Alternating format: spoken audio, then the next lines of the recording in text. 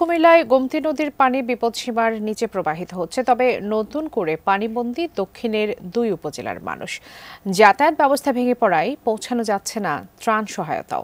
কুমিল্লা সদর উপজেলার গোমতী বেড়িবাঁধ থেকে সরাসরি যুক্ত হচ্ছেন প্রতিনিধি আনোয়ার হোসাইন। আনোয়ার, কি পরিস্থিতি দেখতে পাচ্ছেন সেখানে? বিপদসীমার নিচ দিয়ে পানি প্রবাহিত হচ্ছে, সার্বিক পরিস্থিতি জানাবেন। বাবলি, কুমিল্লা গোমতী নদীর যে পানি গতকাল রাত থেকে কিন্তু বিপদসীমার নিচে প্রবাহিত হচ্ছে, কিন্তু যে গ্রামগুলো প্লাবিত হয়েছে উত্তরের যে উপজেলাগুলো বুড়িচং এবং ব্রাহ্মণপাড়া, সেখানে কিন্তু এখনও পানি রয়েছে এবং গোমতী নদীর বেড়িবাঁধের যে সাথের এলাকাগুলো রয়েছে সেগুলো এখনও পানির নিচে আছে, যদিও বিপদসীমার নিচে প্রবাহিত হচ্ছে নদীর পানি। আর যারা এই নদীর তীরবর্তী এলাকায় পানির নিচে যাদের ঘরবাড়ি ছিল তারা কিন্তু এখনও নির্ঘুম রাত কাটাচ্ছেন সেই বেড়িবাঁধের উপরে। এটি যেমন একটি বিষয়, সাথে যুক্ত হয়েছে নতুন করে ডাকাত আতঙ্ক। আইনশৃঙ্খলা রক্ষাকারী বাহিনীর সদস্যরা ঠিকমতো পৌঁছাতে পারছেন না সেই জায়গাগুলোতে, যার কারণে প্রতিদিনই কিন্তু ডাকাতি হচ্ছে বলে আমাদের কাছে অভিযোগ করেছে স্থানীয়রা।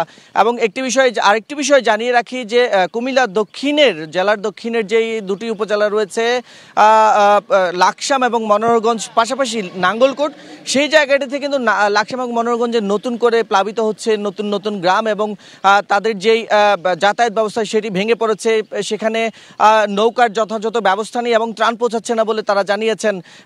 লাখ লাখ মানুষ সেখানে কিন্তু পানিবন্দী হয়ে পড়েছে এবং আশঙ্কা করছেন যে এই অবস্থা চলতে থাকলে কিন্তু প্রতিদিন তাদের যেভাবে পানি বাড়ছে, আশঙ্কা চলতে থাকলে কিন্তু বড় ধরনের হয়তো হতাহতের ঘটনাও ঘটতে পারে।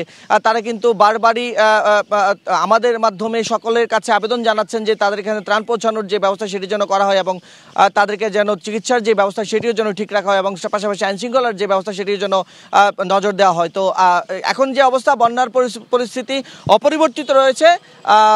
যেই অবস্থা চলছে সেটি, বন্যার যে পানি সেটি কমতে শুরু করেছে নদীর দিক থেকে আর কি। তো এই ছিল আমার কাছে কুমিল্লার যে বন্যার পরিস্থিতি তার সর্বশেষ তথ্য।